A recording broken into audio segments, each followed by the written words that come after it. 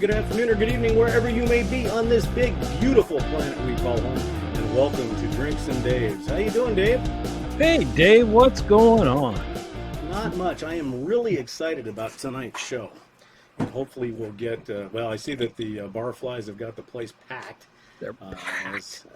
They're packed. They got the whole couch filled up. No more space. You know what's weird is I stepped out of the office on my way home and it smelled like a barbecue. We've got like some forest fires going on and it's just blowing through the bay here. And so I got some powerful stuff. I got the Freud lore. I figured that ought to compete pretty well with the look who's here.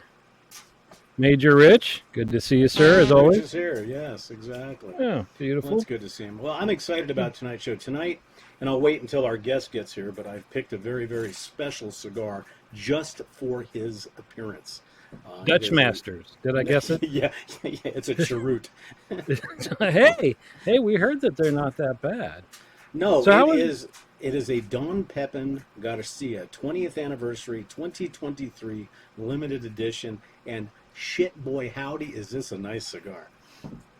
Now what makes it nice? Well, the light is perfect. The initial hit of the smoke, and it's robust. It's coffee-like. It's not overly powerful, but it's real good. But we'll ask Tim about that when he comes in. And speaking of that, are we ready? We got to get to it. This guy's super exciting to have on. Ring the doorbell.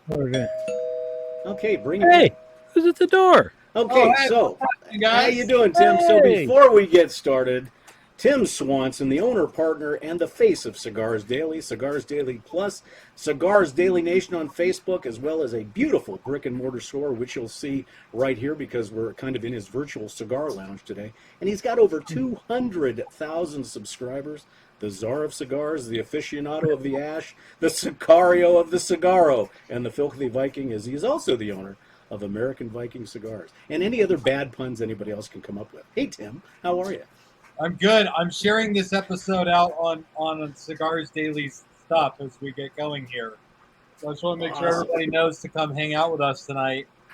Doing good. It's weird. You guys are in the lounge, and I'm not. I'm in my backyard, in my patio, next to all my dirty stuff. So, well, it's intimate that way. Exactly, and I was telling him before we started the show that I bought these from you a while back, and I've had them in the humidor for a while, but I wanted to save it so this is my first smoke of the Don Pepin Garcia 20th anniversary 2023. The Pepin. The fancy one. Oh, of course, yes. Yeah. So that's the 20th anniversary of that stuff, right? Yeah, and it's wonderful. It is absolutely wonderful. Not a lot of guys in the cigar industry have got the reputation that dude does for outstanding leaf and amazing construction and like incredibly rich, diverse flavor. Majoric. Hello. Well, obviously we're going to get into the whole discussion of cigars, humidors, and all this other stuff. But if you don't mind, tell us. I mean, I know that you've been in the cigar industry since I believe 2014, 2015. But tell us a little bit about yourself, because I know that you were also a minister for a while. Then, correct? Yeah. I went to college to be a music pastor. But I went to college to be a music teacher. And then halfway through, I switched to music ministry because I became really passionate about that. And I finished my 4-year degree in just like 6.5 years. So pretty damn impressive. And then got out and there's a guy that likes to party. Right? Yeah. Actually, I was always too distracted because for me, presenting has always been a part of my life. So I always had a band. Like I had a band in college. They were called the Van Buren Regulars. And I was always out gigging with my band, so I got crap grades. And so, I did the church thing for a few years out of college.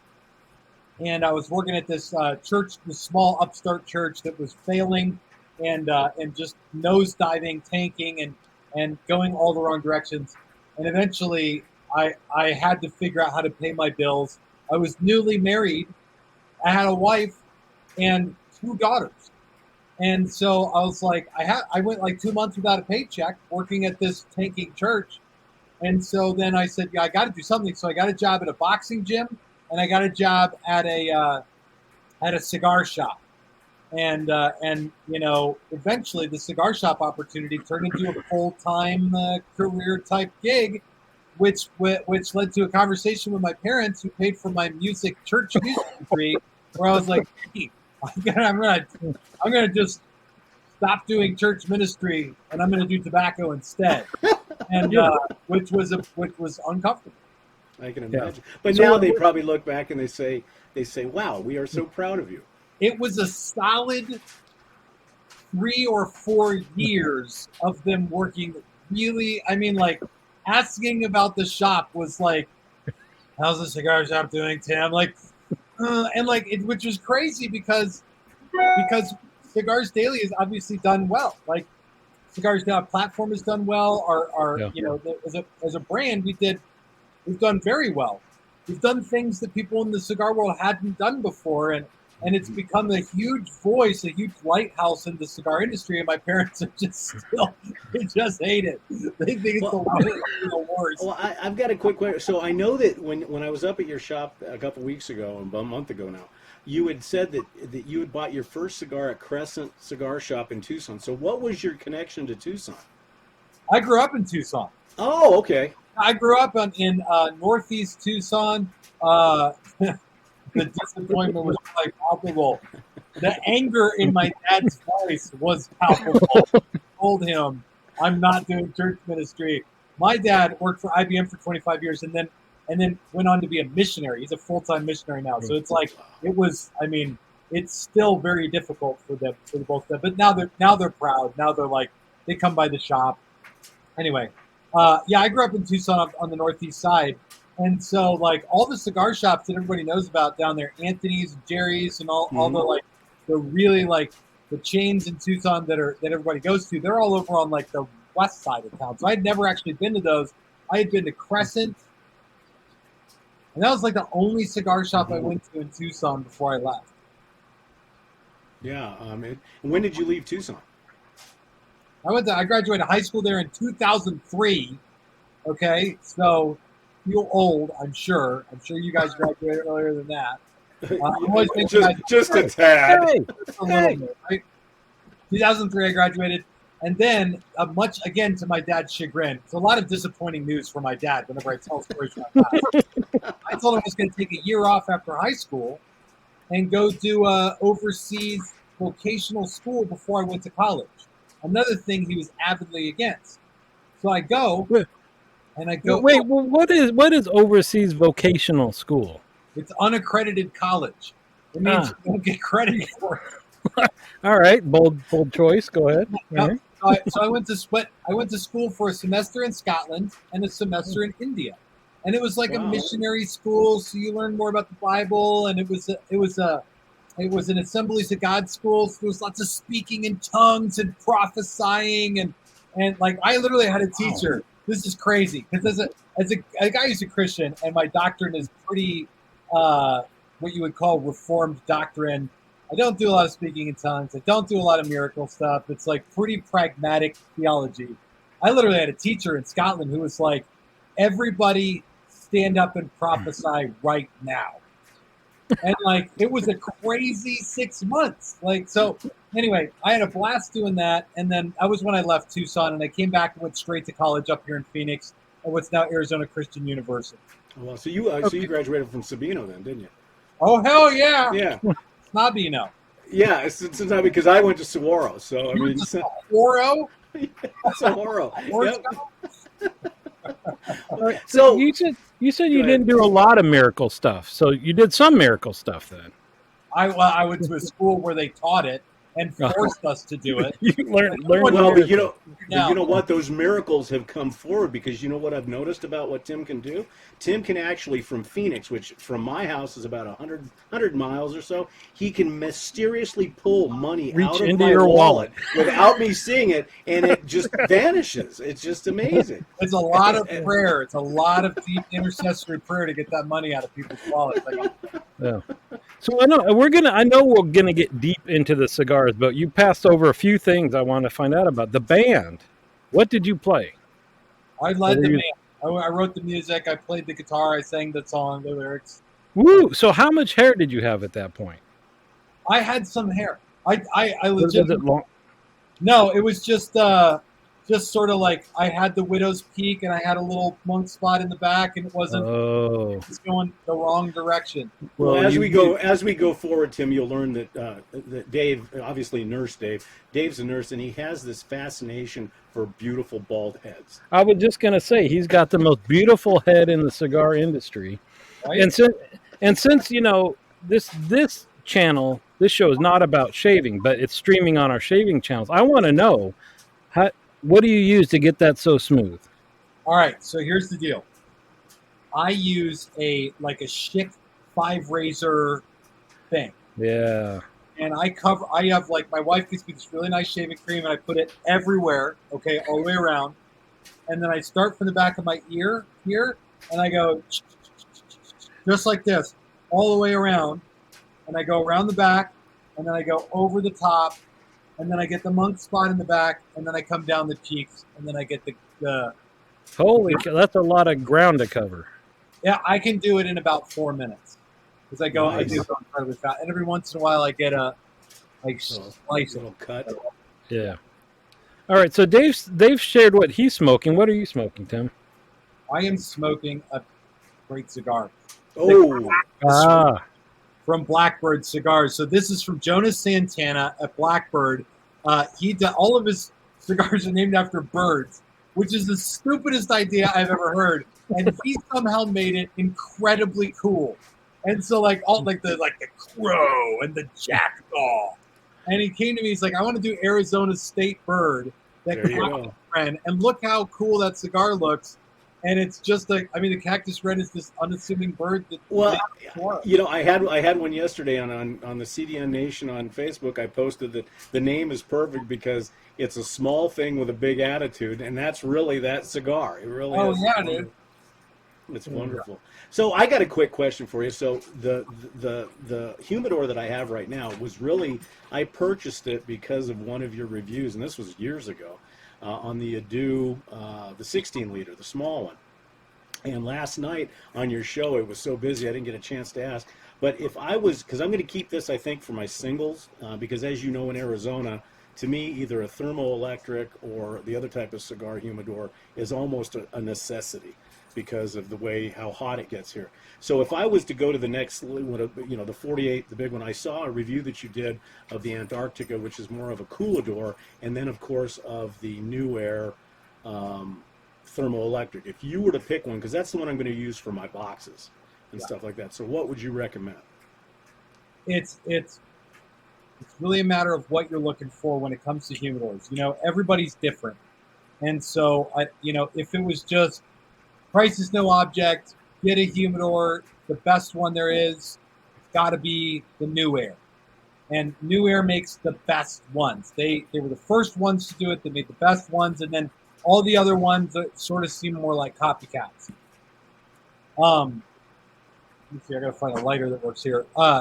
Outside of that, you got some mid-tier ones. The Arctic Star one is the one that you mentioned there. That humidor is great. That's actually the one I use in my office. Mm-hmm. And they're great because it's got a built-in humidifier. So you literally are just adding distilled water, which I love, and it just regulates it for you, regulates temperature and humidity. And then you've got the Adu and the Need one, and those are more your economy level ones. Like get your foot in the door for less than $300. You've got a refrigerated thermoelectric humidor that maintains temperature. You're going to have to mess with the humidity a little bit, but you can dial them in pretty easy. So they're a world better than a wooden desktop humidor. So there's sort of, to me, 3 levels there. Okay. Well, the reason because what I did is after I bought the Adu based on your review way back when, I went ahead and bought the Oasis, and and I'll tell you what, basically, I look at my phone app and it's a straight line across, and I don't even have to, unless the power goes out during the monsoon. That's the only time I have to worry about it. but I've never had I a literally problem. just realized. I'm sorry to interrupt you, Dave. I Sure. just realized that his screen name is Major Rich, Yes. not Major Rich. Yeah, we could. Well, He'll take whatever. there's a lot of other names. And talking about a cigar collection, I wish we would have gotten some pictures. But Rich has been a cigar smoker for millennia, and he's got cigars like Puros Indios that you can't even find anymore. They're impossible to find. And he's got cooladors. I mean, the igloo type cooladors. He And said Ecuador, and by the way, you can't go wrong doing that. I mean, Tupperware, coolers like a chest cooler. I mean, I was watching on Instagram the other day, and if you guys haven't heard, this guy's just absolutely crushing it in the cigar world. Privada Cigar Club. Have you heard of this? Mm-hmm. So this dude, he's in his warehouse, and he's just got a wall lined with igloo coolers. Like, here's a guy who's got like tens of thousands of people subscribed to his monthly box club, and he just got igloo coolers in a warehouse, and that's like his humidor setup. I was like, what the hell? Like, it's like, at what point do you build a humidor? Anyway. That's pretty cool. Yeah, because the thing is, because I went the desktop route for a long time, and hey, Tig Lily, how you doing? And one wrong move and you can lose an entire desktop full of cigars easily. And I actually gave up cigars for a long time. And then I was cruising around the internet one time and I found this guy. What was his name? Oh yeah. Oh, that's right, Tim Swanson, and I fell down the rabbit hole all over again. So, so let me take a step back from the details of cigars, because first of all, I know not all of our viewers are cigar smokers, but one thing we often talk about is kind of the experience, right? When we're in our shaving hobby, it's not just shaving, but it's the experience of using all these high-end products. And when I'm drinking wine, I'm thinking about, the growing of the grapes and the harvest and all that stuff. And so you hear about how many hands touch the tobacco and the cigars before they get to your house and all the processes. Can you talk a little bit about just kind of through that process? And I assume most of the time you're very busy when you're smoking, but do you ever just kind of sit back and look at what's in your hand and kind of think about all that?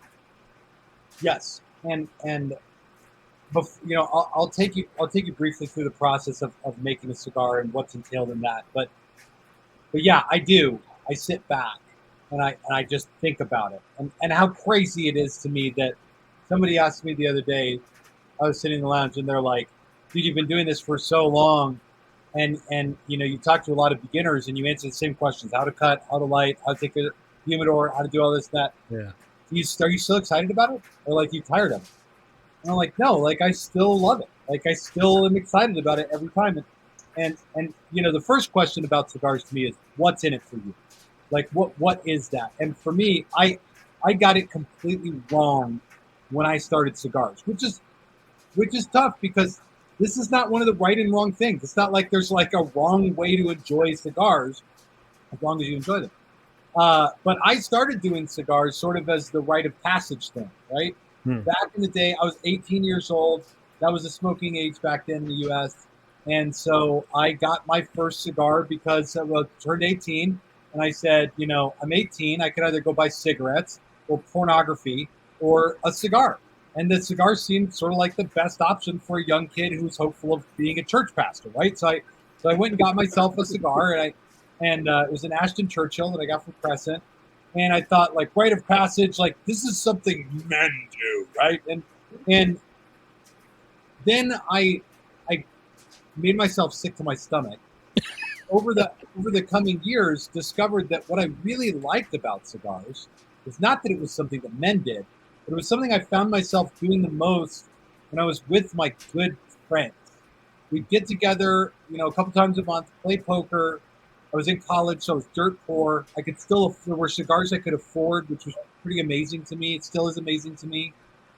$5 buy-ins on poker, and we'd get there, and I'd usually bum beers off other guys, and then play poker and smoke cigars. And the flavor and the community are really what comes out of cigars for the everyday smoker. Those are the two things that I see most people enjoying the most.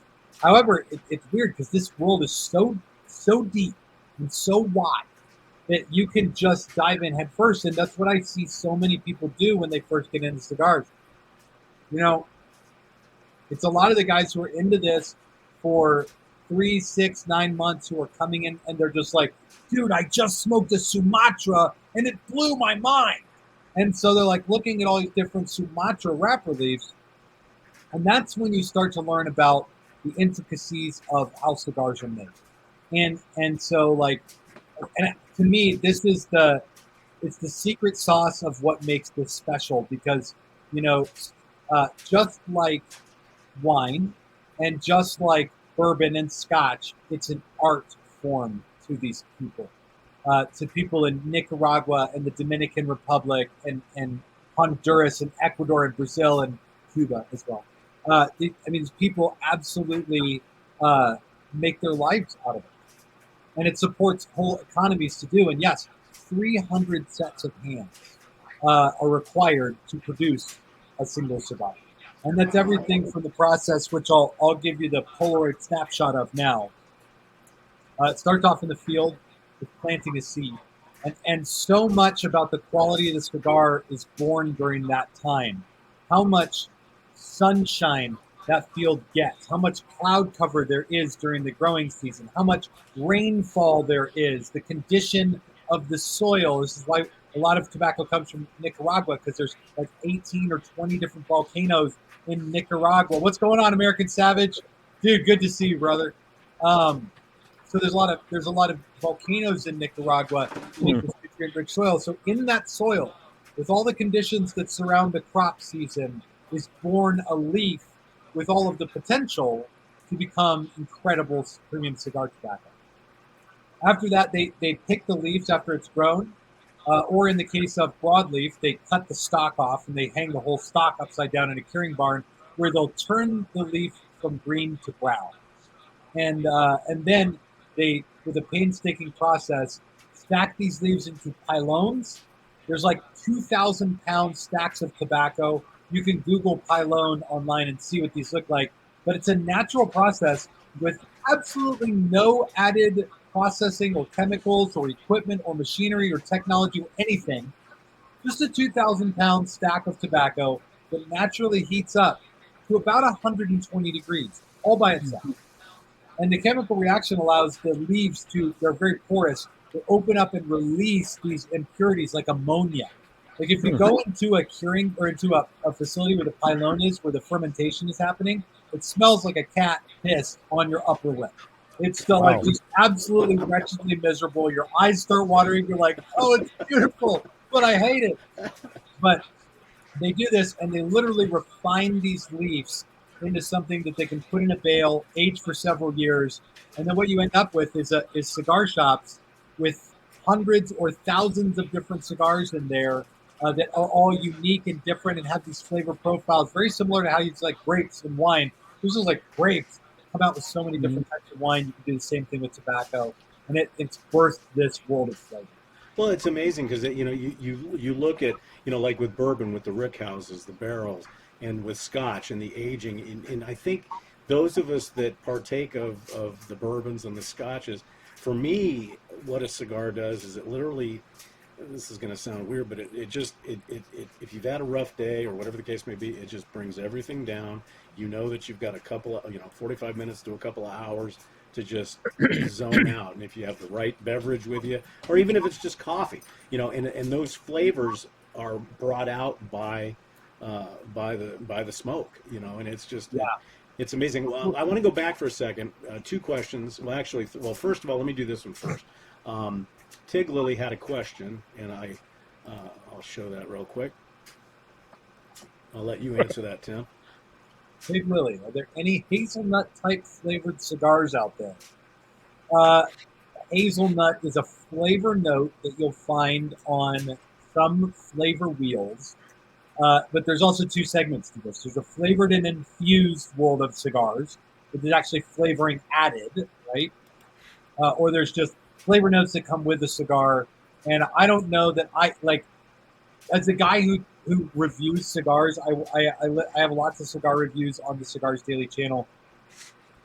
Hazelnut is not one that I get a ton, although nuttiness and almonds and pecans are something that I find relatively frequently with cigars. And nuttiness is a very common note to find, especially in, like, I think more mild to medium strength cigars, Habano wrappers, typically a Sumatra wrapper, a Cameroon wrapper are places where I would expect to find nutty types of notes, especially if it's got some like Honduran leaf in there. That can be pretty typical. But more like mild to medium strength cigars Okay. you'll find some features like that. Well, that's cool because Tig Lily happens to be a very, very close relative of mine, namely my wife. So if I can get her into cigars, that just makes it better. So back to my question. So you had mentioned all the different locations and stuff. So I wanna bring up Cuba, and I know that's one thing. So Cuba is one. The other is since Cuba and Puerto Rico are so close. I'm half Puerto Rican. So is there any cigars that come out of Puerto Rico? Yes. Okay. There are. But I always get Puerto Rico and Costa Rica mixed up. Yeah, Puerto Rico is just that little island just to the east of where San Juan is, and the rum, all the good rum comes out of Puerto Rico. Well, I think it does. Mine comes out of Total Wine, Dave. Oh, that's true. I mean, I'm looking them up right now. Don Collins is a brand, I guess, comes out of Puerto Rico. I think Costa Rica is where some cigars like Atabey comes out of there. But yeah, I mean, so basically where you're going to find cigars being made is in the sort of temperate zone near the equator where it's nice and humid and moist and it's very easy for the tobacco to grow. Tobacco is actually a weed. It's technically classified as a weed. Tobackianus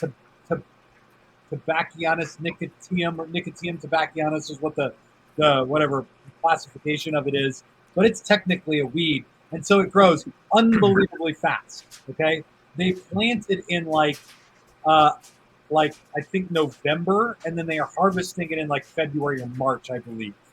And so incredibly fast to grow the crops down there.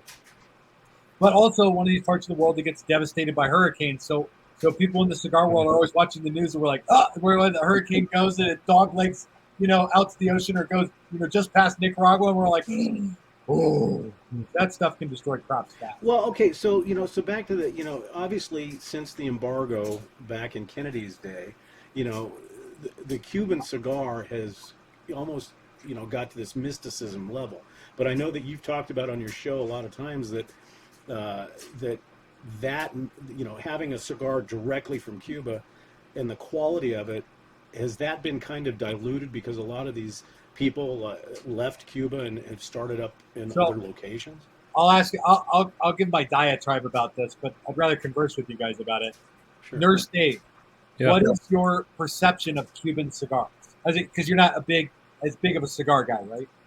Well, I don't buy as many as Dave does, but I've actually had direct Cubans, and I didn't see any difference. I wasn't impressed, but it's supposed to be, right? Those are the best. The best of the best is Cohiba because they're made for. Why? Why would you think that is? Why would they be the best? I mean, other than the fact that they're supposed to.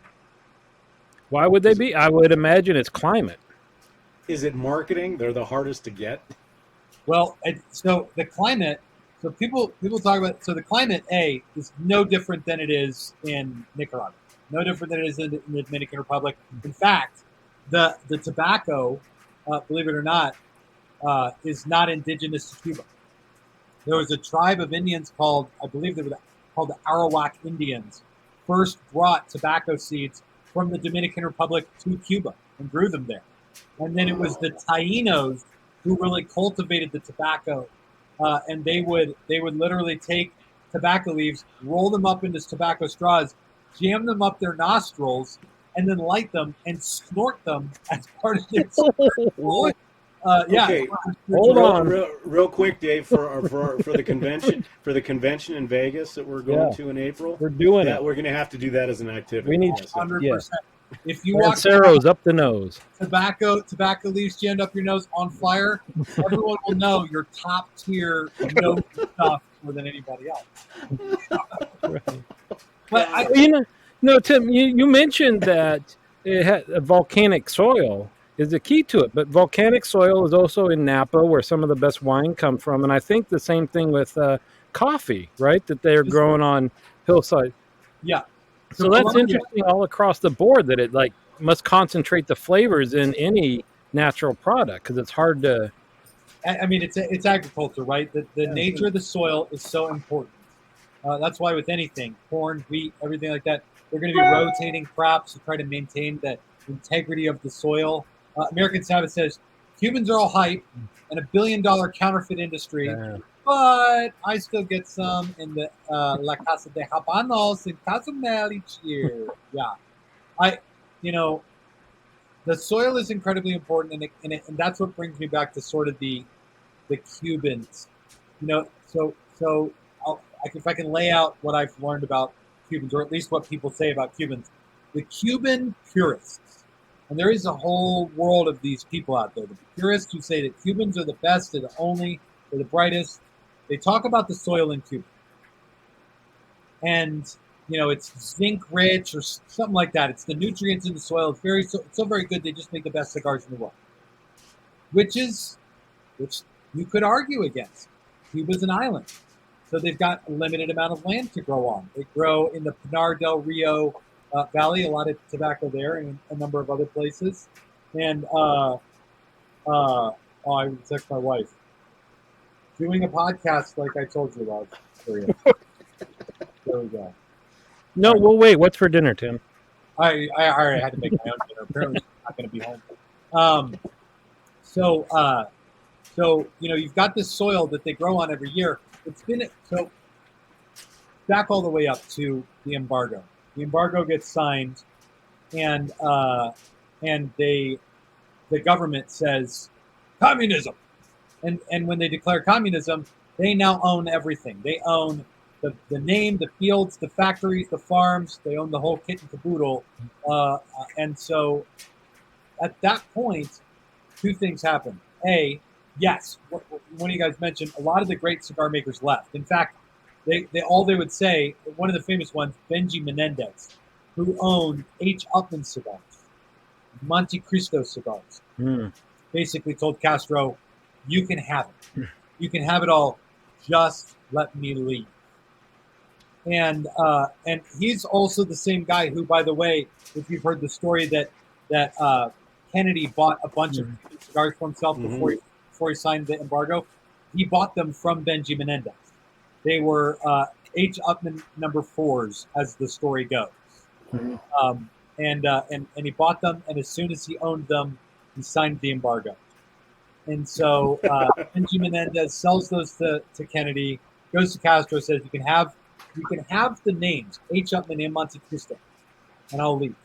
And so all these cigar makers leave with pockets filled with tobacco seeds. They go across the ocean to the Dominican Republic and Nicaragua and basically start over from scratch. But the big issue with Cuban cigars is this: it's now a government product. Like name one government product in the world that you're like, no, that's the best. That's a good point. Low competition. Even the crop is the one that the government produces that's got the best quality. I mean, good point. Arguably, Cuba has very, very good medicine. But with cigars, I don't know. I smoke Cuban cigars, and I like some of them very much, but I don't see them as being a cut above the rest. Here's a question from PB, one of our regulars. I'll let you answer that, too. Hold on. Get the whole question there. There you go. Okay. Is the torpedo shape, as in the Padron 1964 Aniversario Maduro series, perceived as more elegant than a stubby? Any taste advantage? Do you guys smoke torpedoes at all? Well, just the ones that I've, the little ones that I've purchased through you, like that. Because I finally learned how to cut a torpedo. Yeah, the Olivia Series V, the what is the new one? The Maduro? Not the 135, right? No. It's tapered on both ends. That's the one I'm smoking to. Yeah. That looks Right. like the figurado, what they call it. Mhm. Yeah, that's sexy as hell, Tim. Yeah, and hard to roll. I mean, there's extra craftsmanship in there. You know, the torpedo is. I mean, if you ask different aficionados, maybe someone would tell you that like the torpedo is it's a one of these things, pinkies up deal. No, I think it's a matter of preference and mouthfeel, and like some people just like a torpedo. I don't really want anything poking me in the back of the throat, so I'm like good with a regular cap. Well, But would Well, there you, be? Would the logic be that it's concentrating the flavors as it gets more narrow? I mean, yeah, and the same thing would happen if you did a regular round cap and did a cigar punch instead of Oh, a straight cut. true. Yeah, yeah. Or a similar thing would happen. I would say probably so with a torpedo. And, you know, with different shapes and sizes of cigars, yeah, the flavor tends to differ a little bit. Yeah. Well, and Rich has a point that, as you mentioned, it's harder to roll some of these shapes, and so you get the more experienced rollers. So, would there be potentially more consistency and a better quality roll on the fancier shapes? Probably could argue that. I mean, when you get down to the sizes like your figurado there, specifically the Solomon size is the one I hear about this the most. Solomon is almost just like that figurado you're smoking for Dave, except at one end at one end it's a torpedo, and at the other end it comes to a bulb before it tapers off into like a little almost a nipple. Okay, very odd looking Yeah. cigar. It was actually born in a little town called Dusseldorf, Germany. I love telling people, yeah, that's a that. Can you take that out of the cellophane? So yeah. people, that's a very special shape of cigar. Most factories only have a handful of people that can roll that shape, and they'll typically be the best rollers. Now you might argue that you're going to get a bit of a better roll that way, but also those, just like that, the those figurados and box press cigars and those special shapes, because they're not a straight, what this is what you call, what I'm smoking, a parejo. It doesn't change its ring gauge at any time, so it's very easy for it to burn. But if the ring gauge changes, if the shape size changes, if it's box press, it can make it hard for it to burn straight. So you tend to have some burn issues there, and so those other sizes can be problematic just for Yeah. regular exposure. Well, plus, as we all know, the best cigars are rolled on the thighs of virgins, and you think once they're experienced like that, they're probably not virgins anymore. Well, you got So finding trade virgins off. these days is hard to do. So here you almost address this a little bit. The box pressed, does that change the taste at all? I know.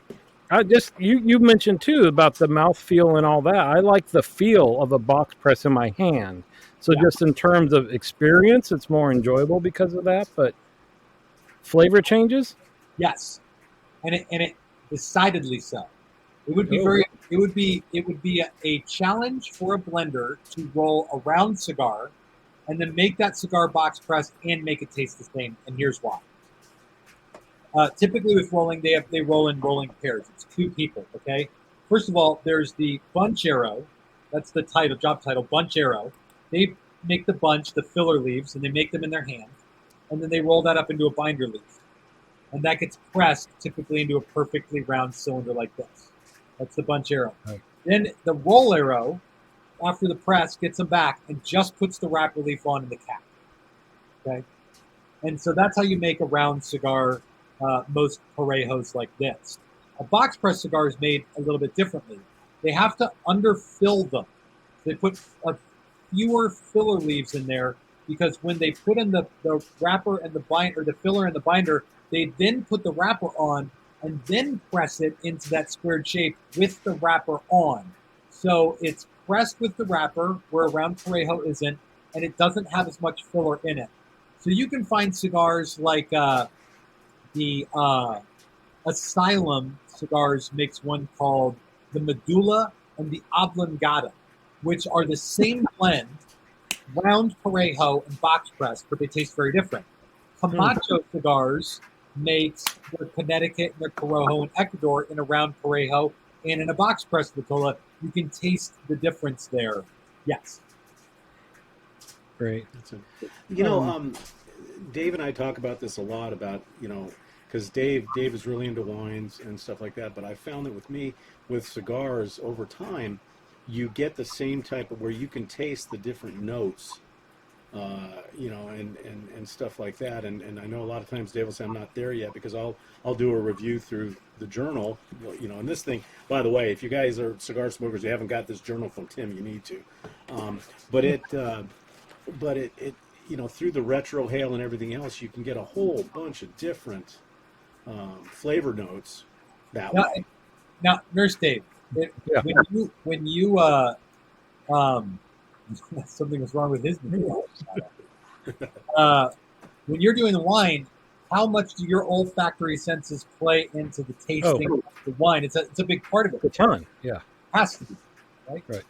But how? Like, because with smoke, with the retrohale, Well, see that the retrohale, I talked to Dave about this just recently, is that I've tried it a few times, and because I haven't learned how to do it, it's unpleasant. Like the acidity hits back there, and I'm like, no, but I can get an explosion of different flavor notes, in that brief second where it's hitting the back of my palate there. So I got to work on that because I told him it seems like there's 75% of the flavors that I'm not getting right now by not doing that. The secret to retrohaling, I think, is blowing most of the smoke out of your mouth, and maybe the last 10 or 15% you retrohale. I'll try that off camera. Do that because truthfully, the smoke coming through a cigar is actually, it shouldn't be acidic. It should be alkaline because it's unprocessed. And either way, it when it fills your sinuses, it's not hard. fun. Yeah, it hits like a brick, right? Like a brick. But there's a key there. If you eat sushi and you like wasabi, retrohaling is easy. Yeah. It just opens up the passages. Here's another question from our buddy BP. The leaf by Oscar, Connecticut looks like it was rolled by Cheech and Chong, but it is highly regarded, correct? Yeah, and it looks like that because of the packaging. Dave, you held up that Solomon a bit ago, and it had cellophane on it, right? And most cigars come with that cellophane. I just emptied my ashtray and threw all my cellophane away, but most cigars come with that cellophane. It's a very good thing. It protects your cigars, keep them safe. You should keep cigars in cellophane. Oscar Valderez just did something different with the leaf by Oscar. He, instead of putting cellophane around the cigar, he wrapped it in a whole tobacco leaf. So if you take that off, there's a regular, round, normal-looking Parejo cigar underneath, and that's all leaf by Oscar is. It's just a tobacco leaf instead of. Oh, okay. So let's talk about cigar sizes for a second, because I agree with you. To me, based on time, what you've got going on, and everything else, to me, the Robusto and the Toro are the two best sizes for me. And I know that that's a wide open thing, depending on what people like. Bro, but it's a conversation for the ages. Dave, Nurse Dave, what size are you smoking? You said you're smoking the Figurado, right? Right, but normally I buy Turo, and I remember that I thought it was the smaller the ring gauge, kind of the more intense flavor because there's more wrapper leaf to filler ratio, right? But you feel like kind of a girl if you're smoking a little thin one. A little tiny Lancero with your little pink right, like Viking sleigh. that and your little iced cocktail and your daiquiri. It has to be a daiquiri. Yeah. No, I mean that what you just said is something I've heard cigar geeks say millions of times. And it's interesting because I was a cigar geek as I got into the industry, and now my friends are cigar makers, and I've learned a lot from them. So first of all, wrapper to filler ratio. Yeah, I mean there's definitely a sense where as you thin out the ring gauge, it changes that, which is good in a cigar that's blended for the wrapper to be the feature of the flavor. And maybe even most cigars are that way, but not all of them. For some cigars, the binder is the feature of the flavor. We talked about this last night on Cigars Daily Live, but like the Diesel Whiskey Row is a series of cigars where the binder leaf is aged in a rabbit hole bourbon barrel or sherry cask barrel sometimes. So that binder leaf really adds a major contribution to the flavor. Dunbarton Tobacco and Trust has made Stillwell Star, where the fillers are these aromatic pipe tobaccos, or have these aromatic pipe tobaccos within the filler leaves. And so there's definitely ways to feature things other than the wrapper leaf. But when it comes to sizes, in America, the two most popular sizes are Robusto and Toro. And, at the Cigars Daily HQ, when we put cigars in our humidor there, literally, it's interesting because people assume that it's like some sort of big box type place, and it's just not. We're like just like a little brick and mortar shop, and so we are limited on space. So when we first, started filling the humidor, my partner and I talked about it, and I told him, I said, I want to make sure that we standardize this. We're basically just going to carry everything in a Robusto and Toro and not a lot of other sizes, unless it's wildly popular, like the Melanio, the Nurse Davis smoking, or the Rose of Sharon and the Jacob's Ladder, like the Solomon, the Barber Dave has. Other than that, we're just going to carry Robusto and Toro and not apologize for not having the Torpedo and not having the Churchill and not having all these other stuff. So I'm curious because God. Jerry always has to cause controversy. I do also smoke a pipe, and I've had this question for quite a while about, like, I enjoy the smell of pipe tobacco burning more than a cigar, but a cigar is so much easier to smoke than a pipe. And I've always wondered, why don't they make cigars with pipe tobacco? And you just mentioned a brand that does that.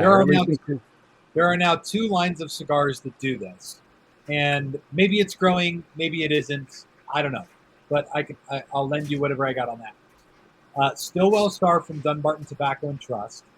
They're all 6 or 6 1/4 by 52, all of them, basically a Toro size. And there's 4 different blends, all of them done with this very famous pipe tobacco guy that Steve Saka worked with. And then Deadwood cigars from Drew Estate also use aromatic tobacco, but some of them have sweet tips on them, and so I haven't smoked through all those. Here's the problem with pipes. Like, pipes are not as popular as they used to be, and nowhere near as popular as premium cigars. And so yeah. So why don't more people do that? Is that if you're into cigars, you're just into cigars, and people aren't interested in pipe tobacco? I don't know if there's just not as much pipe tobacco as there used to be, or what. But I was talking with a buddy of mine who's a broker, and he's a broker for different cigar brands. He reps a bunch of different brands and one pipe tobacco company, and he told me the numbers back in the early to mid 2000s, basically 2000 to maybe 2010. He told me how many thousands of pounds of pipe tobacco he was selling every month in Phoenix. Thousands of pounds. And that dropped down to now less than a few hundred pounds a month in Phoenix. I just don't think there's as much in pipes as there is in cigars, because cigars are expanding even now, have been sort of on and off for the last 20 plus years. Well, here's that one thing that you were talking about, Tim, the Boxer Grail, the diesel. Oh yeah. Yeah. And yeah, let's talk about your business a little bit. Well, before we do that real quick, I think we'd be remiss, since we're talking about cigars, is tell us, aside from your business, you can lead into it with Cigars Daily HQ, but American Viking Cigars, because that's you, that's your brand, that's 100% you. So if you could talk a little bit about them too. Like pipe dream. Yeah, I always liked. I mean, ever since I got into cigars, I've been fascinated by it. And before I ever got into the cigar industry, I would roll cigars. I went to this website where I could buy long filler tobacco, and I'd watch YouTube videos on how to roll cigars. Even went to Playa del Carmen, where I paid a guy to show me sort of how to roll a cigar, and he mostly just made fun of me in Spanish while I failed to roll a cigar. But I even started a club up in Phoenix, a cigar rolling club. And me and a handful of guys, we just get together like a couple times a month and just practice rolling cigars together. It was a lot of fun. And I would even then print on my printer cigar bands, and I would tape them to my cigars, because I was like, the idea of having my own brand like appealed to me so much. Now I realize that that owning a cigar brand means you just get to take one up the ass all the time, and it's such a pain and a logistical nightmare that I wouldn't recommend it to a simple living soul anywhere for any reason ever. So being a retailer is a 1,000 times easier.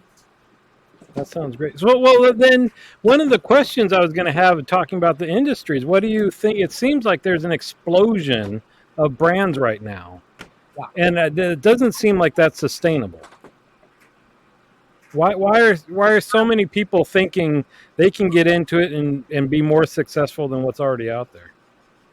So, well, is it saturated? Sure, but not like other things are saturated. I mean, shit. People, can I cuss here? I can't cuss here. Yeah. People still start bands and they still try to put out albums thinking they're going to sell albums. I mean, think about how saturated that is. People still start clothing companies. I mean, my God, if I had $1 for every clothing company that was out there, I'd be a rich man. So I think the issue with cigars and the reason that it's appealing is the cost of entry is relatively low. You know, it's for under $20,000, you could conceivably start a cigar brand. Now, how successful you'd be with that, I don't know. It's the work of starting a cigar brand is a mind-numbing amount of work, blending and creating the packaging, and then going through getting the cigars rolled with a factory who's already trying to just roll enough cigars for themselves. You got to like wiggle your way in there to get your cigars rolled. So that's a trouble. Getting the boxes made, getting the bands made, that's trouble. All that stuff is really hard. Then once the cigar gets to market, yeah, you got a problem. You have to separate yourself, figure out how you stand out, be different, and be ultra relevant really as quickly as you can. And it's changed so much in how you do that. So it's way harder to do now. And at the Cigars Daily HQ, because our reach is wide, right? Because of the number of subscribers we have, you know, a lot of boutique brands have seen our videos and they really want to work with Cigars Daily. They want the cigars on the channel because we can tell, you know, a lot of people about their cigars. But that's just not quite the way that it works. Well, you know, so boutique. I guess what Tigley's asking is it more artisan now? So that would be your boutique bands, correct? Yeah, it's like small batch bourbon, right? Or craft beer. There's a million craft beer startups. But, you know, but the difference is this: the beer industry is huge. So you could, you could conceivably start up a craft beer company and grow it and sell that animal like Four Peaks did here in Phoenix. Four Peaks Brewery started off as a little craft brewery, grew, and then sold to Anheuser-Busch. Wow. And that was a big win. Growing a cigar brand, the cigar industry is just so small, it's so niche that growing a brand and selling that brand to a bigger brand, the odds of that happening are so remarkably small that it's almost not worth considering. The average startup cigar brand doesn't really last more than 18 months.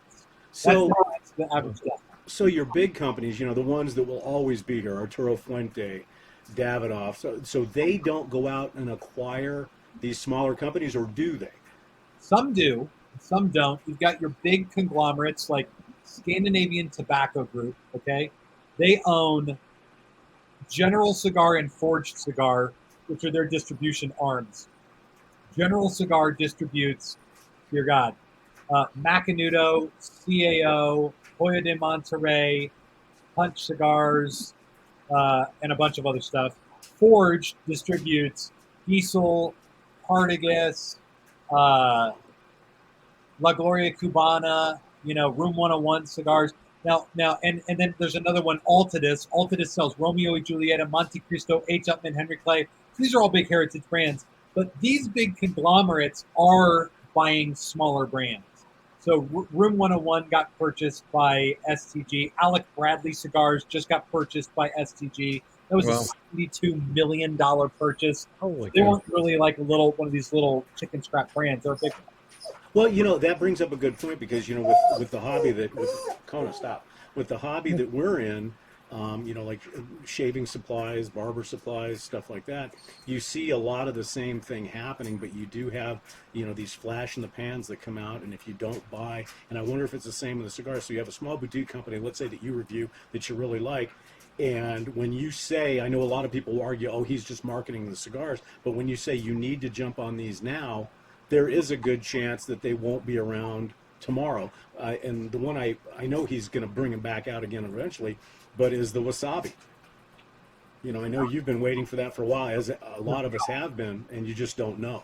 So is it a good idea to buy the cigar when you can? You're asking the dude that owns a cigar shop if it's a good idea to buy this. I was thinking that you can. Yeah, it's from the guy that sells the things. Like, don't listen to me about it. If it's a limited edition thing, like, yeah, you want to get some to have on hand, but like, I hate limited edition cigars for exactly that reason.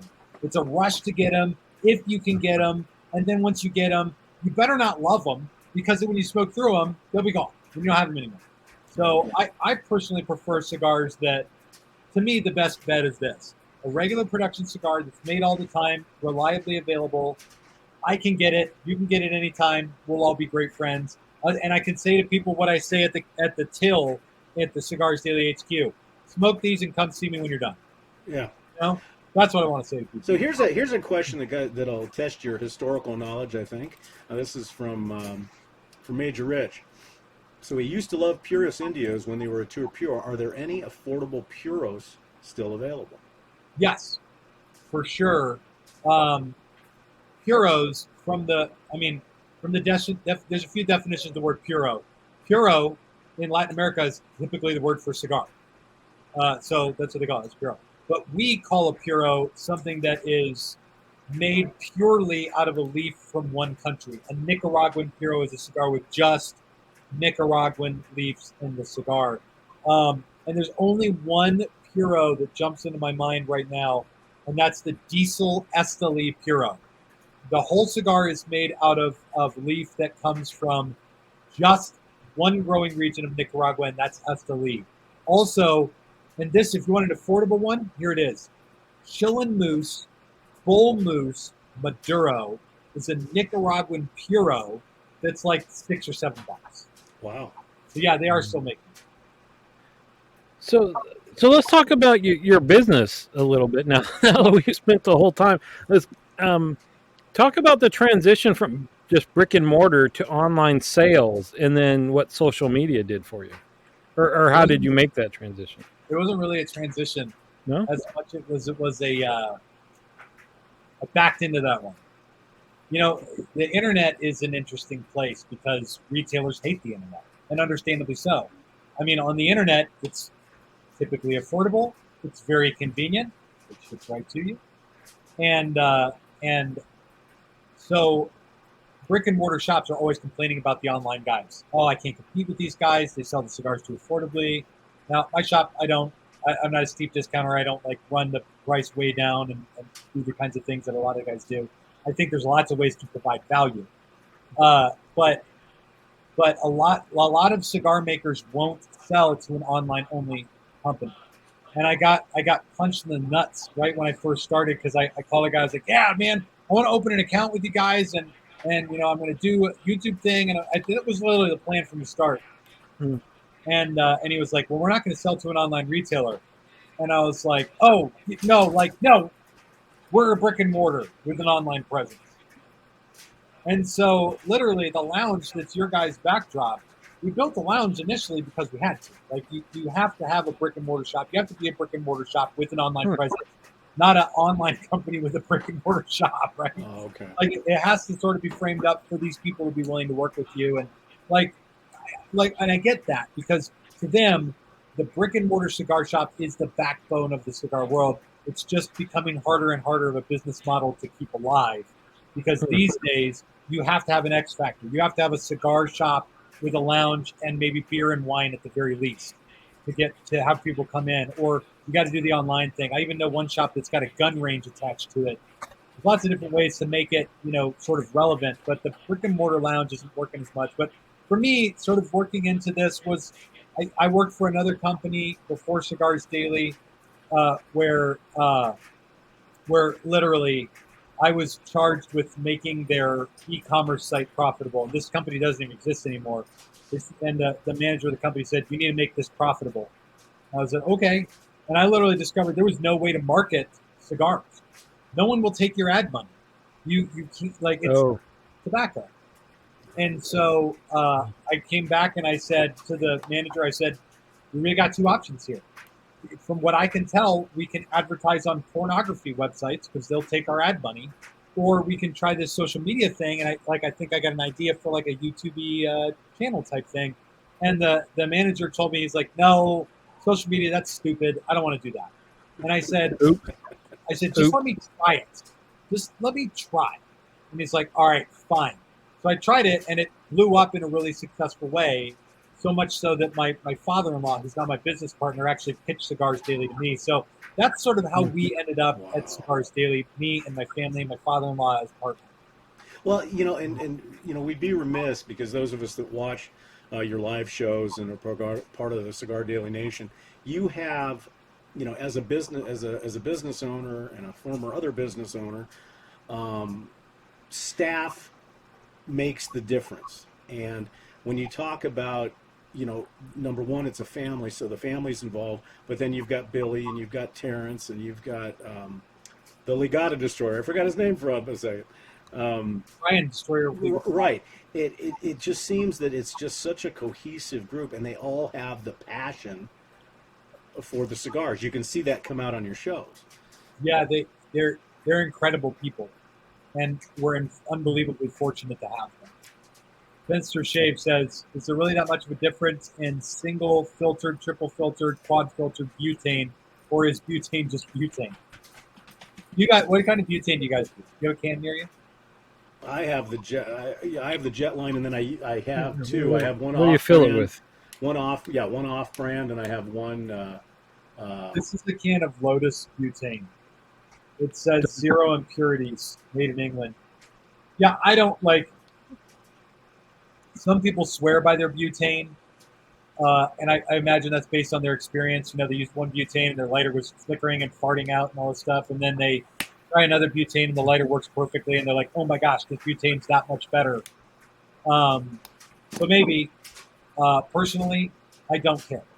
I think all butane works. The brands I work with are the ones that do a really good job, and so I use their butane equally, and I'll use one can of butane to fill a lighter one time and another can another time. I have no problem. Yeah. So here, Tom Selleck smokes Castro's flavored Robustos from Cuba's. What is it? Violeta? Do you know how to say that? I don't know. Vuelta Abajo. What would you sell us if we walked in asking for something like this? PB wants to be like Tom Selleck. First, you need the helicopter. And you need the mustache. And then what cigar does he need? Again, it goes back to Cubans, right? Castro's favored Cohiba Robusto. Well, I could easily point you to Cohiba, which is now very different, because the Cohibas you get in America are obviously not Cubans. They're a completely separate company that's actually a competitor of Cuban Cohiba. But if I was trying to get you toward a flavor, I'd authentically be trying to point you toward a cigar with a Cuban-esque flavor. Drew Estate makes a cigar called the Herrera Esteli. Willie Herrera, who blends for Drew Estate, he worked to make this cigar, the Herrera Esteli, as a very Cuban-esque cigar. If you want a cigar that truly rings of that Cuban Cohiba flavor, there is a cigar called Atabey, Atabey, Atabey. They're insanely expensive, but if you want a good dead ringer for a Cuban Cohiba flavor, that one to me is it. Well, okay, so we'd be remiss also because our show always circles around to food. So let's talk about food pairing with your cigar. That dovetails to what I want to ask. So answer this first. Yeah. Okay. I'm probably a crap guest for this. I'm a eat to live guy, not a live to eat guy. My diet is expressly tailored for my gut health and my mental health. I really only eat things that contribute to the well-being of those two things. So, because you've lost a lot of weight recently, right? I remember you mentioning that, right? Yeah, a few years ago, I ended up in the hospital with a stomach filled with ulcers, and my stomach lining was inflamed, and the doctors were like, "Bro, we think you have cancer." Like, Oh, this doesn't happen to people. And I didn't have cancer, but they're like, you got to change your lifestyle. Something about your stress level. you guys both business owners know what that's about. Your stress level. How much are you drinking? And so I almost basically stopped drinking almost entirely. I'll have a scotch a couple times a month. And now what I eat is chicken, beef, pork, fish, vegetables, fruits. I eat quite a bit of dairy. I like steak a lot. Tonight I had a bunch of spaghetti squash and with shredded chicken and some cheese and some Greek yogurt on it. Well, because I was going to say one thing I was kind of disappointed in, Tim, is we saw a background in one of your shows. Maybe it was your office, but the back wall had a lot of bottles, I and know. it looked like bourbon. I'm a hypocrite. I'm a giant. Are you a bourbon guy?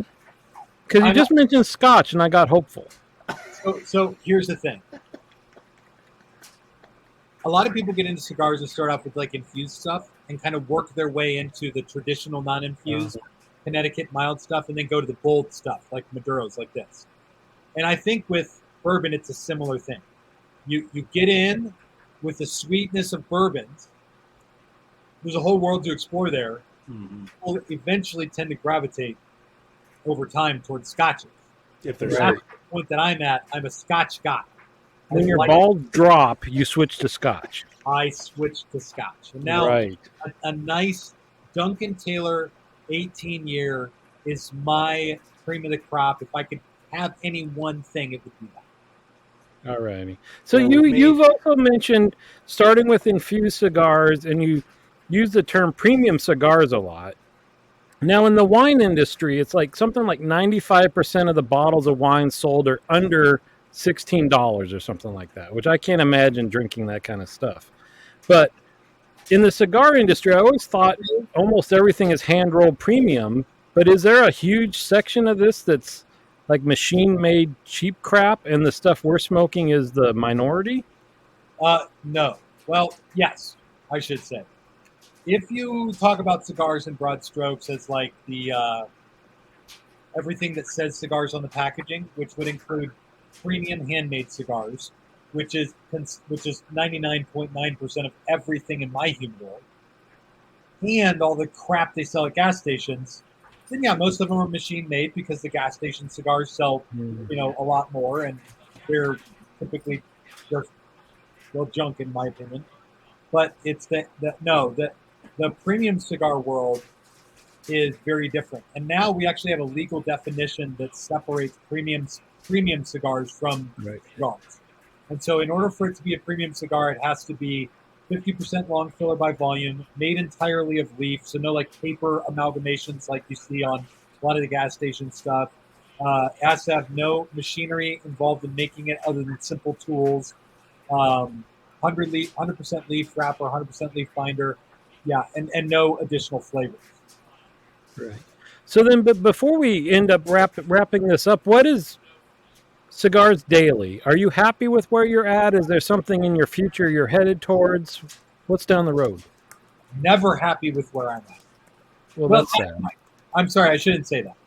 I'm absolutely happy with where I'm at. I'm never content with where I'm at. And to speak to it, any type of success a person gains doesn't guarantee happiness. And I think probably my big takeaway from doing Cigars Daily, and I worried about this a lot in year 2 and 3, was, do I have what it takes to be a successful person? You see a lot of these people who do well in their lives and down. For me, it was like a lot of these people end up strung out. People make profound amounts of money, and they just end up being drug addicts or they're totally unhappy, bitter douchebags. And so in year 2 and 3, for me, there was a big challenge of like, can I do this and also strike a level of satisfaction and peace with my life and who I am, a satisfaction and peace that transcends Cigars Daily or no Cigars Daily. And the last year and a half has been really about that for me personally. So am I happy with Cigars Daily? Emphatically, yes. Am I content? No, not by any stretch of the imagination. I wish I was 10 times better at this than I am. And so my days are filled with figuring out how to be that. And, as far as what Cigars Daily is, I couldn't be more proud uh, of what we've created. I tell people this all the time. And Barber Dave, I think when you were at the shop, I might have mentioned this to you. I tell people all the time, I'm like, people use synergy as this weird like buzzword that corporations use, and it's a crappy word because it doesn't really mean anything. But I think it's a beautiful word because synergy is the marriage of passion and productivity, and that's what Cigars Daily is for me. The passion side of it is creating educational content, the best damn cigar content online, and we do that in exchange to offer people the best value in cigars that we can, and so the fact that I get to do both sides of that is unbelievable. And I must say, you push out the content. I'm always impressed, even if it's a short. It seems like many times a week there's new content. So you're putting the work into it for sure. Yes, I have got a very specifically dialed in formula for what and how I put out in terms of content. And yes, it has to be done. The show must go on. Often there are many days where I'll get to the shop and say, okay, today I just have to make one video. And it just has to be the best thing to come out in cigars tomorrow. And so as long as I can do that, I can do my job. Yeah. Thank awesome. you. All right. Any last questions, Dave? Yeah, I was going to say, let's take some questions from the barflies in the lounge if they've got and everything. But no, and I'll tell you what, your content and everything, quite frankly, has reignited my passion for cigars. And what I see when you're talking about synergy is I see the comparisons between the hobbies. In other words, we're into shaving gear and shaving stuff. I mean, how many people need 300 straight razors? Nobody needs it. That's like, why do you have 6,000, 7,000, 8,000 cigars? You don't need it, but it's something that's passionate. And when you think about all the different hobbies you can have, there are so many worse things that we all could be doing. Yeah. Yeah. Well, I was curious, when you shifted into cigars as a profession, did that change the way you enjoyed them at all? I'm imagining it did, just the fact that you have access to everything under the sun now. Yeah, I went from not really knowing anything about my palate and what I liked. I just knew I liked a cigar or didn't like, to sort of getting a more of an understanding and depth of appreciation for the flavor profiles, and then the birth of understanding the cigar industry and what goes into crafting a cigar and maintaining the integrity of a blend over multiple crop years and over lots of different circumstances. Talk about mind bending. And now when I smoke cigars, I smoke a few different types of cigars. I smoke cigar, like when I get to the shop in the morning, it's typically 6:30 a.m. I'm just going to light up something I really want to smoke. So I'll smoke things I enjoy. I smoke things that I have to smoke because I'm trying a new brand. I'm checking out a new blend. I'm seeing if it's going to work. Then I'll smoke cigars specifically for videos. And that's where I'm thinking about, who is this cigar for? And opinions on fumas. I want to get to that in a second. Who is this cigar for? Who is it relevant to? And how can I communicate to them the value of this cigar and its worth? And so there's very different types of cigars I like, cigars I have to smoke. I still like them, but I have to smoke them. Cigars I want to communicate to people about. And then when I get home in the evening, I'll typically have a cigar that I just enjoy as well and read a book or something like that. And fumas are great. Fumas are outstanding. You guys see these like bundled cigars that come out, Brick House Fumas. You can only get those, I think, at one place. They're great. Cheap, affordable cigars, more basic in terms of flavor, but because they're affordable, they're reliably good, and you can smoke a lot of them. I haven't heard this term. What is Fumas? Is that a brand? Fumas are the name Fuma is actually a term that you'll hear more when it comes to the blending. A Fuma is typically referred to as one type of leaf from a blend, because this blend here is probably, maybe three different types of leaves in the filler, a different type of leaf for the binder, and a different type of leaf for the wrapper. So 4 or 5 different types of leaves in the blend.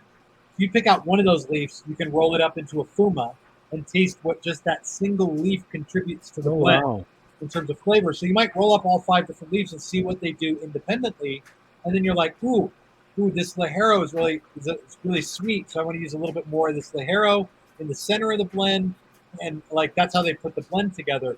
I've heard them referred to in different names down in Nicaragua as like churritos or something like that when they roll up a single leaf, but that's the idea of a fuma. It's typically one type of leaf. But now it's kind of a buzzword that they put on packaging to sell bundled cigars, and that's what the brick house fumas are.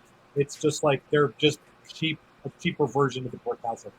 Real quick before we get to Pantea's question, the one thing I will say, Tim, and I don't want to embarrass you by saying this, but every single cigar that you have recommended on your content, most of them I have tried, and there's never been a steer wrong. And I think the reason for that is you get to know you get to know your audience, number one, because I notice on your shows, like you say, the people in the audience are the co-hosts. So they'll ask questions, and then you'll form kind of an offhanded relationship with that person as to what they smoke. And I know that you peruse CD Nation on Facebook all the time to see what people are smoking and what they're doing. So my question is the value, because we have this argument, Dave and I have this argument about value, and when I'm doing, like on my shave channel, when I'm doing reviews about a shaving soap that's $60, people say, what the hell do you want to spend $60 on a soap? So I very rarely talk about price, because the price is in the beholder's hand. So if I see a $40 cigar that I like, that I love, it doesn't matter what it costs, because it gave me that 2 hours of enjoyment that I wanted. Is that a fair statement? Yes. And, yeah, I try not to put the assumption on price for people, because I'll ask people when they come in, I ask them, I'm like, about how much do you want to spend on a cigar? Because to me, if I'm going to recommend a cigar, I'm shooting for about $8. Because to me, there's great value in $8 cigars. They're really good. Most people will be like, yeah, let's try to keep it under like $15. Like if $15 is what seems reasonable to spend to you, I'm going to give you the best $12 to $14 cigar that I can find, right? Mm-hmm. And so I kind of want to let people decide about that. And whether or not a cigar is worth its price tag is different. It truly is in the eye of the beholder. To me, the value is like, is this flavor profile going to land on the palate? And then when you get to the checkout, that's when you decide if you want to pay the price of admission. Well, and the reason why I brought that up is because when I was in your shop and you had recommended the Night Shift, which was a tremendous cigar, by the way, and as I was walking around, I had never heard of Plasencia. And something said, buy this cigar, buy a couple of these, and it was the Plasencia Almafuerte, and I had it last night. And it literally, one of those, moments you see where your head gets blown off, because I've always been very much of a Padron fanboy. But I'll tell you what, that Almafuerte knocks on the door of Padron and says, hey, take a look at me. I mean, in my opinion, it's amazing. It was an amazing cigar. Yeah. That cigar, you can go to Nicaragua and go into the room where they aged the leaf for that for 10 years. A cedar-lined room. It's beautiful. Oh, they pull one of the bales, pull the leaf out, rolled up, and we smoked one of them right there in the room. It's just like one of the best moments of my entire life. I mean, literally, I took a cigar tool fork, and I had it to the very end, and my wife came in, and she goes, where's the cigar? I said, see this little tiny quarter of an inch? I'm going to finish this all the way down. Yeah. So why don't you, Dave Pantea, we'll put him on the spot. we knew that this was going to go long, so let's finish with this this question here. Okay. Which is the ultimate question, I believe. From Pantea, I'm going to just butcher your name. Mamudian. Pantea Mamudian. Yep. Since you said Cubans are overrated, which cigar is the best there is? I famously avoid answering this question. I'm sure. The best, I tell people this all the time because I get to meet people in the Cigars Jet HQ, and typically the conversation goes like this. How long have you been smoking cigars? You're like, oh, I've been smoking cigars for, 6 months. And I say, this is amazing. That's great. You're in the best place in your cigar journey because every amazing cigar you've ever had is still ahead of you. Like the first time you have a cigar and it really blows your mind. Like you take a puff and you're like, whoa, like this is explosive flavor. It satiates every part of my palate. That is yet to happen for you. You just know you enjoy it at this point. So the best cigar there is out there is the one that does that to you. And to me, I've had cigars like that over the years that have done that for me. and I hate it when they're limited edition cigars, but like the Monte Cristo Espada signature is like so good to me. Room 101's 13th anniversary, I still have a few of those, and the 14th anniversary is similarly very good.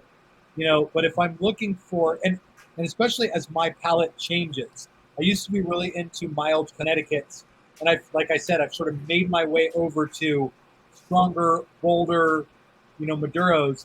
Now, the cigars that are the best ones to me aren't what they were 5 years ago.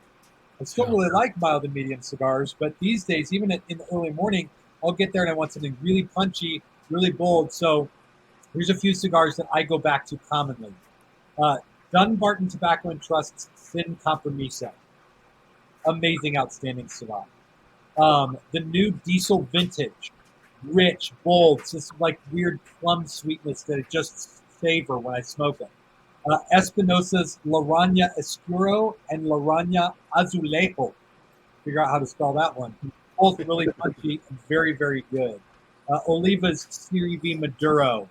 Really rich, dark, strong, bold flavor. Those are just a few of the ones that get me right now. But again, something different for everything. Well, Tim, I want to, on behalf of Dave and all the barflies in the lounge, I want to thank you so much. And I want to finish with this one comment because I think, and I'll read it, because I think it really, really epitomizes who you are in the industry, what people think of you. And this is from Don George. And Don says, I've been watching CD Live for over 4 years now. My friends and colleagues now come to me for cigar questions. Thank you, Tim, for my college degree in cigars. There's no better. That's just fantastic. I mean, that's just Thank amazing. you, Don George. I appreciate that, and that's the great privilege of Cigars Daily is getting to share my love for cigars in a way that like helps people. And I've got to say one other thing because obviously I've got a fairly big shaving channel, but Dave and I started this channel about 2 months ago, Dave, and it was just to talk about stuff other than shaving and other than that. And when Dave and I had this conversation, I said, I wonder if Tim would be on our show. And we both looked at each other and said, we haven't even gotten to 100 subscribers yet, so we're not even streaming on our own channel yet. We're on our others. And I said, I'll go up and ask him. And you didn't even hesitate. And to me, when somebody has 200,000 subscribers and they see somebody down here with 60 or 80, I'm like, wow, he's going to actually be on our show. And I cannot... And I'll never be able to thank you enough for that because it's a pleasure and a privilege for me, guys. The cigars are they call them the great equalizer, right? You can get into a cigar lounge, and it doesn't matter what you do. It doesn't matter who you are. Like very suddenly, we're all enjoying the same thing, and we're all just like there together. It's a beautiful community. Well, it's funny. When it says Tim, does Tim get shaving tips for his head from Barber Dave? It's funny because when Billy had his hair mistake, I so badly wanted to say, you know what, Billy, come to the shop. I know it's an hour and a half drive, but I will fix it. I promise you, I will fix it. but anyhow, Tim, we've gone way over here, and I know that your earlier today was a little crazy with your IT stuff going on at the office and stuff like that. So I know Tuesdays are normally your lay low day. So for you to be on our show, I really appreciate it, and I know everybody here, whether they were cigar smokers or not, really enjoyed having you with us. And I like I said, from the heart, I cannot thank you enough. A privilege for me, guys. Thank you both. Beautiful. All right, everybody, see us next Tuesday at 6 p.m., and we'll see you down the road. Night, guys. Good night. Bye, everybody.